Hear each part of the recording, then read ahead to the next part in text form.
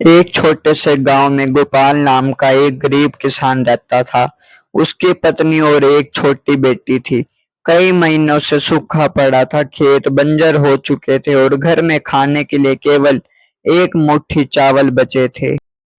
उस दिन सोमवार था। गोपाल ने शिवलिंग के सामने हाथ जोड़कर कहा, भोलेनाथ, आज घर में बस यही अंतिम मुट्ठी चावल है।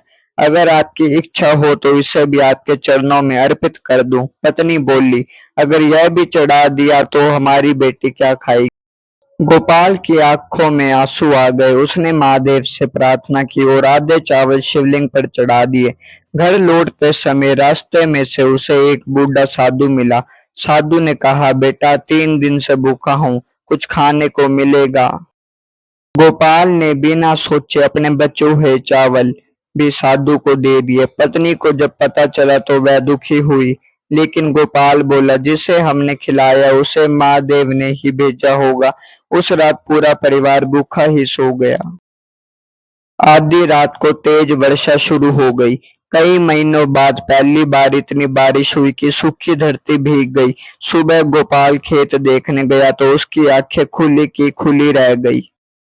जहां उसकी फसल सूख चुकी थी, वहां नई हरी हरी बालियां उग आई थी। गांव के लोग भी यह देखकर हैरान रह गए। उसी समय वही बूढ़ा साधु फिर से प्रकट हुआ, लेकिन इस बार उसके शरीर से दिव्य प्रकाश निकलने लगा। जटाएं खुल गई, गले में नाग दिखाई दिया और हाथ में त्रिशूल चमक उठा।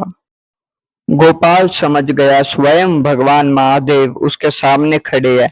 महादेव मुस्कुराकर बोले, वत्स, तुमने अपनी भूख से पहले किसी और की भूख मिटाई। यही सच्ची पूजा है। मंदिर में चढ़ाया हुआ अन्न मुझे तभी प्रिय लगता है जब मेरे किसी भूखे बच्चे का पेट भी भरता है। महादेव ने आशीर्वाद दिया, आज से तुम्हारे घर में कभी अन्न की कमी नहीं होगी। कुछ ही महीनों में गोपाल गांव का सबसे समृद्ध किसान बन गया, लेकिन उसने कभी अभिमान नहीं किया। हर फसल का पहला भाग वह गरीबों और मंदिर में दान करता था। कहानी की सीख, भगवान महादेव केवल जल, दूध या फूलों से प्रसन्न नहीं होते, वह उस हृदय से प्रसन्न होते हैं जो दया, सेवा और निस्वार्थ भाव से भरा हो। हर हर महादेव।